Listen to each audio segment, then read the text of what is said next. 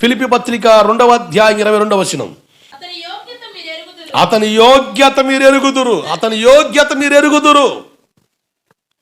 ఇతడు యోగ్యుడా కాదా అన్న విధానంలో పౌలు అన్నాడు, అతని యోగ్యత మీరు ఎరుగుదురు. అతని అర్హత, తన స్థితి, స్థాయి మీరు ఎరుగుదురు.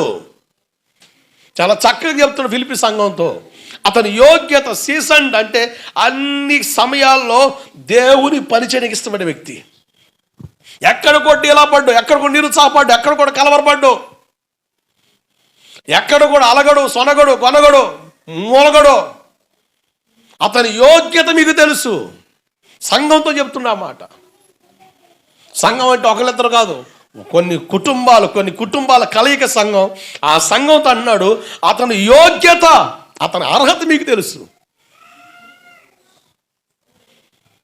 మనం మనుషులకి యోగ్యంగా కనబడాలి. మనం చూసిన వాళ్ళకి శ్రేష్టమైన ఆలోచన, భావాలు కలిగించాలి. అలా కలిగే అనుభవాల్లోకి వచ్చినప్పుడే దేవుని సన్నిధికి నువ్వు రావడం ఉపయోగం. నువ్వు ఎంత వచ్చినా కూడా చింత తెచ్చిన పులుపు సావలేదు అన్నట్టుగా, ఊరు పొమ్మంటుంది, కాడు రమ్మంటుంది అన్నప్పుడు కూడా ఇంకా లెక్కపత్రాలని వ్యవహారాలు చేస్తా, చిన్న చేతగా పిచ్చి పనులు చేస్తా, నీ జీవితంలో విలువలేని పరిస్థితులు చేసుకుంటే నీ యోగ్యత ఎవరు గుర్తించరు. యోగ్యత కలిగి మనం ఉండాలి. లోకాసు వార్త 7వ అధ్యాయంలో ఒక సందర్భం మనకు కనబడుద్ది. లోకాసు వార్త 7వ అధ్యాయం 4వ వచన భాగం. లోకాసు వార్త 7:4. నీ వలన ఈ మేలు పొందుటకు అతడు యోగ్యుడు. మేలు పొందాలంటే యోగ్యత కలిగి ఉండాలి, అంటే అర్హత ఉండాలి. ఇక అడ్డగోలుగా దేవుడు ఆ మేలు చేస్తాడు, అది పిచ్చి ఆలోచన. దేవుడు కొన్ని మేలు చేయడానికి కొన్ని టర్మ్స్ అండ్ కండిషన్స్ పెట్టాడు. అక్కడ ఉన్న వాళ్ళు అంటారు, అతడు మేలు పొందడానికి యోగ్యుడు. ఏంది విషయం? కపెర్నహూము ప్రాంతంలో యేసుప్రభు ఉంటే ఒక ధనవంతుడు శతాధిపతి వచ్చి, నా దాసుడు రోగి అయి ఉన్నాడు అయ్యా, స్వస్థపరచు అయ్యా అని అడుగుతూ ఉంటే ఆయన ఏం మాట్లాడుకుంటూ కాముకున్నాడు. అక్కడ ఉన్న వాళ్ళు ఈయన గమనించి, అరేరే ఈయన ఎవరో తెలుసా మీకు? మనకి మందిరాన్ని కట్టించిన ఆయన, మనకు మందిరాన్ని కట్టి ఇచ్చిన ఆయన కనుక ఇతని విషయంలో యేసుప్రభు జోక్యం చేసుకోవాలి అని ప్రజలు వచ్చి, అక్కడ ఉన్న వాళ్ళు వచ్చి, మేలు పొందడానికి యోగ్యుడు అని చెప్పగానే యేసుప్రభు మారు మాట్లాడకుండా శతాధిపతితో వెళ్ళాడు. దేవుడికి స్తోత్రం కలుగునుగాక. యోగ్యత కలిగిన అనుభవాలు మనకు ఉండాలి, యోగ్యులుగా మారాలి. ఇక్కడ అంటున్నాడు, మందిరం కట్టే విషయంలో సహకరించాడు, మందిరం కట్టించాడు కనుక ఇతను యోగ్యుడు. అంటే దైవికమైన విషయాల్లో మనం కలగ చేసుకోవడం వల్ల మనం యోగ్యత సంపాదించుకుంటాం. ఒకని కానుక అతనికి వీలు కలిగిస్తుందట, ఒకని కానుక అతని అధికారులకు నిలబెట్టుదట. బైబిల్ చెబుతుంది మలాకి 3:10 ప్రకారంగా ఇవ్వడం ద్వారా శాపం కొట్టివేయబడుదట, ఇవ్వడం ద్వారా రోగాలు మరుగవుతాయట, ఇవ్వడం వల్ల కొన్ని సమస్యలు తీర్చబడతాయట, ఇవ్వడం వల్ల దేవుని ఆశీర్వాదాలు, కొన్ని బంధకాలు, ఆ బంధకాలు తెగ్గొట్టబడి మనం దీవెనకరంగా మార్చబడతామన్న సంగతి మలాకి 3:10 మనకు బోధిస్తుంది. దేవుడికి స్తోత్రం కలుగునుగాక. మందిరం కట్టే విషయంలో అతడు సహకరించాడు కనుక వాళ్ళందరూ ఇతడు యోగ్యుడయ్యా, మేము ఆరాధించిన మందిరం లేకపోతే ఇబ్బంది పడుతూ ఉంటే ఇతనే స్వయంగా డబ్బులు పెట్టి, ఇతను ప్రార్థనకు వచ్చే వ్యక్తి కాదు, ఇతడు దేవుడు నమ్ముకున్న వ్యక్తి కాదు, కానీ మా పరిస్థితి గమనించి ఇతను ప్రేరేపించబడి మాకు మందిరం కట్టిపెట్టాడు కనుక ఇతను యోగ్యుడు. దేవుని పనిలో ఆలోచన కలిగి బ్రతికాడు కనుక అన్యుడే, దేవుని ఎరగని వాడే, కానీ యోగ్యత సంపాదించుకున్నాడు. అంటే దైవికమైన విషయాల్లో మనం కలగజేసుకోవడం వల్ల, మనం నడవడం వల్ల, మనం నిలవడం వల్ల దేవుడు మన విషయంలో కలగజేసుకుంటాడు. హల్లెలూయా. చాలా అద్భుతం. ఏం మాట్లాడలేదు, యేసు ప్రభువులో నా శతాధిపతి వెళ్ళాడు. కారణం ఒకటే, ఇతడు మేలు పొందడానికి యోగ్యుడు. పౌలు అన్నాడు, ఇతని యోగ్యత మీరు ఎరుగుదురు కదా, మనం యోగ్యులై ఉండాలి. నేను చెప్పాను, ఎవరు యోగ్యుడు?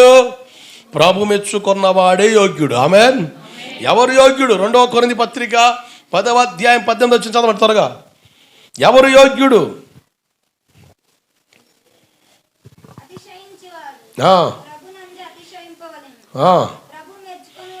ప్రభు మెచ్చుకొనివాడే యోగ్యుడు. దేవుని మెప్పును పొందాలి మనం. దేవుని మెప్పును పొందాలి. దేవుని మెప్పును పొందేవాడు యోగ్యుడిగా తీర్చబడతాడు. దేవుడు మెచ్చుకోవాలి నిన్ను. దేవుడు మెచ్చుకొని అనుభవాలు కూడా నువ్వు నడవాలి. బైబిల్లో కొంతమంది దేవుడు మెచ్చుకున్నాడు, కొంతమంది బట్టి నొచ్చుకున్నాడు. దేవుడు నొచ్చుకున్నాడు, మెచ్చుకుంటున్నాడా? దేవుడు మెచ్చుకుంటే నువ్వు యోగ్యుడివి. దేవుడు నొచ్చుకుంటే మాత్రం యోగ్యత లేని వ్యక్తి అని అర్థం. మీరు మార్కు సువార్త 6వ అధ్యాయంలోకి వస్తే ఒక సందర్భం మనకు కనబడుద్ది.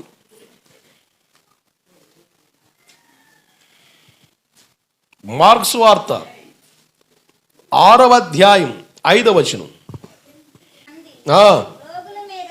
రోగుల మీద చేతులుంచి వారిని స్వస్థపరచుట తప్ప మరి ఏ అద్భుతాన్ని ఆయన అక్కడ చేయలేకపోయాను, చేయజాలకపోయాను. ఆయన వారి అవిశ్వాసమును బట్టి ఆశ్చర్యపడ్డాడు. జాగ్రత్తనండి, వీళ్ళు కనపరిచిన అవిశ్వాసాన్ని బట్టి యేసు ప్రభుల వారు వాళ్ళు అయోగ్యులుగా ఎంచాడు. ఆయన చేతులుంచి కొంతమంది స్వస్థపరచడమే తప్ప మరి ఏ అద్భుతం చేయలేదట. అక్కడ చేయజాలకపోయాడు అని బైబిల్ చెబుతుంది. ఎందుకంటే వాళ్ళు యోగ్యులు కారు. అంటే అద్భుతాలు పొందడానికి అర్హత లేని వారుగా ఎంచబడ్డారు. అందుకనే చేయజాలకపోయారు. మరి ఏ అద్భుతం? అరాకోర కొంతమందికి తలపోటు, నడు నొప్పి, కాళ్ళు నొప్పులు, ఏవో చిన్న చిన్న రోగాలు పోయి, కానీ అద్భుతాలు జరగలే, సూచ్యక్రియలు జరగలే. కానీ యేసు ప్రభువు అక్కడ సూచ్యక్రియలు, అద్భుతాలు చేయాలనుకుంటే వాళ్ళు అవిశ్వాసాన్ని కనపరచడం ద్వారా వాళ్ళు యోగ్యులుగా ఎంచబడలేదు. ఈరోజు స్వస్థపడడానికి యోగ్యుడివేనా, యోగ్యురాలివేనా? ఈరోజు నీకు ఆ యోగ్యత లేకపోతే ఎంతమంది నెత్తి మీద చేయబెట్టినా ప్రార్థన చేసినప్పుడు కాసేపు హాయిగా ఉంటుంది, తర్వాత మరలా యథావిధి సమస్య ఉంటుంది. ఇప్పుడు దేవుడు నీకు స్వస్థత ఇవ్వాలి అంటే, దేవుడు నీకు ఆరోగ్యం ఇవ్వాలంటే, దేవుడికి మేలు చేయాలంటే యోగ్యత కలిగి బ్రతకాలి. ఆ యోగ్యత లేదనుకోండి దేవుడు చేయలేడు. ఇప్పుడు దేవుని సన్నిధి చాలామంది వస్తారు రోగులు, అందరూ బాగుపడరు, కొందరే బాగవుతారు. మరి మిగతా వాళ్ళ సంగతి ఏంది? ఎందుకు వాళ్ళు బాగుపడలే అంటే పవర్ అయిపోయిందా, ఛార్జింగ్ అయిపోయిందా, లేకపోతే లిమిటా? ఇన్ని అద్భుతాలే దేవుడు చేస్తాడు, ఎంతమందికి కార్యాలు చేస్తాడు, రేపు మిగతా వాళ్ళు రండి అని సీటు ఎత్తున్నాడా? లేదే. ఆయన అద్భుతాలు చేయడం సమర్థుడు. మరి ఎందుకు బాగోవట్లేదు? కొంతమంది ఎందుకు బాగవుతున్నారు? కారణం ఏంటంటే ఒకటే, వాళ్ళు అయోగ్యులుగా ఉండిపోతున్నారు. విశ్వాసాన్ని కనపరచక, దేవుని మీద వాళ్ళ విశ్వాసాన్ని కనపరచక దేవుని మేలు పొందలేకపోతున్నారు. యేసు ప్రభు ఇంకో వ్యక్తి గురించి ఒక సందర్భం చెబుతారు. మత్తయి సువార్త 8వ అధ్యాయం 10వ వచనం. మత్తయి సువార్త 8:10.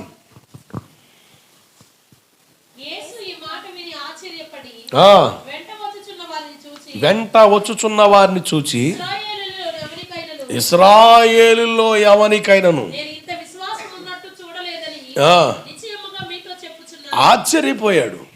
ఏం జరిగింది?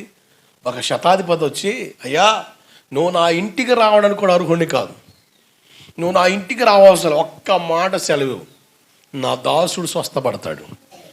ఆశ్చర్యపోయాడు. ఎవరైనా కానీ అయ్యా మా ఇంటికి రా, నా దగ్గర రా, నాకు మేలు చేయని అడిగిన వాళ్ళే కానీ ఇతనంటాడు, నువ్వు నా ఇంటికి రావడం నేను అర్హుణ్ణి కాదు, నాకు అర్హత లేదు, ఆ యోగ్యత లేదు, నువ్వు ఒక్క మాట సెలవు, నా దాసుడు బాగవుతాడంటే ఇశ్రాయేలులో ఎంత విశ్వాసం నేను ఎవరిలో చూడలేదంటాడు. ఆ విశ్వాసాన్ని బట్టి ఈ శతాధిపతి తన దాసుడు స్వస్థపరచబడడానికి అవకాశమైంది. దేవుడికి స్తోత్రం కలుగునుగాక. మనం యోగ్యులుగా ఎంచబడాలి. సురేపనిక స్త్రీ యేసును బతులాడుతుంది, అయ్యా నా కూతురు దెయ్యంతో బాధపడుతుంది, అయ్యా చాలా స్థలాలు తిరిగామయ్యా, బాగోలేదయ్యా, నీకు దండం పెడతాను, ఇంటికి వచ్చి ప్రార్థన చేయంటే ఆయన ఏం మాట్లాడుకుంటూ వెళ్తుంటాడు. ఈమె గోల తట్టుకోలేక శిష్యులు అంటారు, ఆమె గోల ఏదో ఉండకూడదయ్యా, అమ్మ ఇందాక నుంచి వెనకల మీద వస్తుంది, పాపం జాలి వస్తుందని. యేసు ప్రభువు నిలబడి అంటాడు, పిల్లల రొట్టె పిల్లలు కానీ కుక్క పిల్లలకి వేయకూడదు కదా అంటాడు. పిల్లలు ఎవరు? ఇశ్రాయేలు. కుక్కపిల్ల ఎవరు? అన్యులు. అంటే అన్యుల మధ్యలోకి నేను రాలేదు, నేను ఇశ్రాయేల్ మధ్యలోనే పనిచేయడానికి వచ్చాను అన్నట్టుగా చెప్పాడు ఆయన. కానీ భలే తెలివిగా సమాధానం చెప్పుదండి ఆమె, అయ్యా నిజమే, నేను కుక్కనే. యజమానుడు తింటున్న ఆ భోజన బల్ల నుంచి రొట్టె మొక్కలు పడితే ఆ మొక్కల కొరకు ఆశపడే కుక్కనేనయ్యా అని ఆమె చెప్పిన మాటకి ఆయన స్ట్రక్ అయిపోతాడు, భలే షాక్ అవుతాడు ఆయన. కొంతమంది అయితే ఏంది కుక్క అంటాడేంది, మా గొప్పోళ్ళే పాదం చేస్తాడని పిలితే ఇశ్రాయేల్ కోసం వచ్చానంటాడు, లేకపోతే వాళ్ళ కోసం వచ్చానంటాడు, నా ఇంటికి రానంటాడు, పోతే పోయో ఆ గొప్పోళ్ళే. మనమైతే వెంటనే సట్టేరేస్తాం, వెంటనే ఇక మనకు ఆమ్లెట్ మాడిపోద్ది, మూగుడు మాడిపోద్ది, ఫేస్ మారిపోద్ది. కానీ భలే ఆశ్చర్యంగా అంటుంది ఆమె, నేను కుక్కనేనయ్యా, యజమాను రొట్టె బల్ల నుంచి జారిపడే రొట్టె కొరకు ఆశపడే కుక్కను అనగానే ప్రభు అంటాడు, నీ విశ్వాసం గొప్పది, దేవుడికి స్తోత్రం కలుగునుగాక. ఆమె మెచ్చుకున్నాడా లేదా? ఆమె మెచ్చుకున్నాడా లేదా? పో సైతాన్ అన్నాడా? ఆ డైలాగులు మళ్ళీ అర్థం, పో సైతాన్ అన్నాడు? లేదు. అమ్మా నీ విశ్వాసం గొప్పది, నీ కోరిక మట్టికి నీవు ఆశపడినట్టుగానే నీ కూతురు బాగుపడింది ఇల్లు అంటాడు. దేవుడికి స్తోత్రం కలుగునుగాక. ప్రభు మెచ్చుకునేవాడే యోగ్యుడు.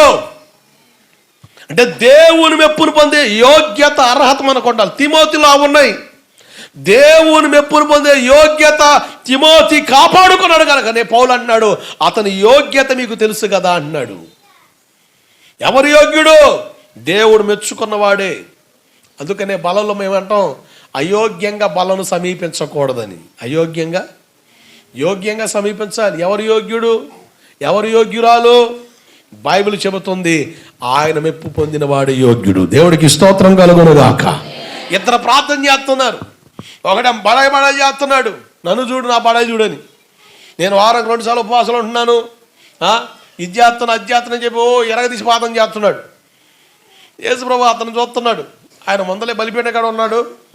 ఒక ఆయన వచ్చి గరణాగ మోక నుంచి చూసుకో గోల చేసి ప్రార్థన చేస్తున్నాడు గట్టిగా. ఇంకో ఆయన కొద్దిసేపు తర్వాత గుమ్మం కాడుకు వచ్చి, అయ్యా తలెత్తడానికి నాకు అర్హత లేదని గుండెలు బాదుకుంటూ ఎడుతున్నాడు, నేను పాపినయ్యా అని. ప్రభు అంటాడు, ఇతరుని కంటే అతడు నీతిమంతుడికి ఎంచబడ్డాడని. తను తాను తగ్గించుకున్నవాడు హెచ్చించుకున్నవాడు తగ్గించబడతాడని మాట అక్కడ రాయబడి ఉంది. ఇప్పుడు సొంకారి దేవుని మెప్పు పొందాడా? ఎవరు మెప్పు పొందాడు? దేవుని మెప్పు పొందాడు. యేసుప్రభు మెచ్చుకున్నాడు ఆయన్ని. ఎవరు మెచ్చుకుంటాడు? తమ పాపములు ఒప్పుకొని వారిని దేవుడు మెచ్చుకుంటాడు. దేవుడికి స్తోత్రం కలుగునుగాక. ఒప్పుకోవాలి నీ పాపాన్ని. నీ పాపాలు కప్పుకుంటే ప్రమాదం. నీ చీర చెంగుకి అగ్ని, ఈ నుప్పు ముడిగట్టుకుంటే కాలకుంటుందా? నిప్పుల మీద నడితే నీ కాలు కాలకుండా ఉంటాయా? అలాగే నీ పాపం నిన్ను కాల్చేస్తుంది, నీ పాపం నిన్ను పట్టుకుంటుంది. విచిత్రం. ఒక ఏరియాలో ఒక అతను తన భార్య మీద అనుమానపడి పుట్టిన బిడ్డ నాకు పుట్టలేదని వాడి గొంతులు మీద చంపి సమాధి చేస్తాడు. ఎవరికి తెలియకుండా గొంతులు చంపేసి పూడ్చి వెళ్ళిపోతాడు. పక్క రాష్ట్రానికి వెళ్ళిపోయి ఒక పొలాల్లో పేరు మార్చుకొని ఒక రైతు కాడ పని చేయడం ప్రారంభించాడు. భార్య మీద అనుమానం బట్టి పుట్టిన బిడ్డను చంపుకున్నాడు. వీడు చంపేటి వెళ్ళిపోయాడు తెలియదు. పోలీసులు గాలిస్తున్నారు.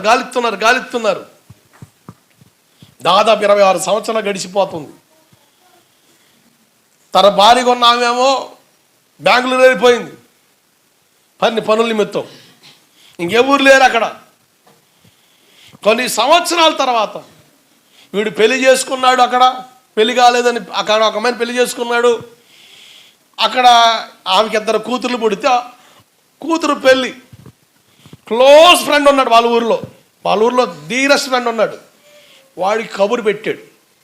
అంటే వాడితో లావాదేవీలు జరుగుతున్నాయి, ఏం జరుగుతుంది ఏంది మొత్తం కనుక్కుంటూ వస్తున్నాడు. క్లోజ్ ఫ్రెండ్ కదా, బయటపడలేదు. మొత్తానికి శుభలాకు పంపించాడు. మర్చిపోయారు కదా అంతా అని శుభలాకు పంపించాడు. ఈ వ్యక్తి ఆ పెళ్ళికి వెళ్ళాడు, వచ్చాడు. ఆ విషయం తెలుసుకున్న పోలీసులు వాడిని 2 పీకితే చెప్పారు విషయం. 2 పేగ్గని చెప్పాడు, ఉన్నాడే పలానా చోటని. తీసుకొచ్చి జైల్లో పెట్టారు. అంటే నువ్వు చేసిన పాపం నిన్ను పట్టుకుంటుంది. బైబిల్ చెబుతుంది నీ పాపం నిన్ను పట్టుకుంటుంది అంతే. నువ్వు పాపాన్ని పట్టుకున్నావు కదా, నువ్వు అనుకుంటావు నేను పాపాన్ని పట్టుకున్నాను అనుకుంటున్నావు, కానీ ఆశ్చర్యం ఒకరోజు అది నిన్ను పట్టుకుంటుంది, దొరుకుతావు. పాపం నిన్ను పట్టుకుంటుంది. బైబిల్ చెప్తుంది అదే, నీ పాపం నిన్ను పట్టుకుంటుంది. అది పట్టుకున్నప్పుడు నేను ఈడ్చుకొని వస్తుంది బయటికి. ఎన్ని సంవత్సరాలు గడిచిపోయినా నువ్వు చేసిన పాపం నిన్ను పట్టుకుంటదే. కనుక జాగ్రత్త.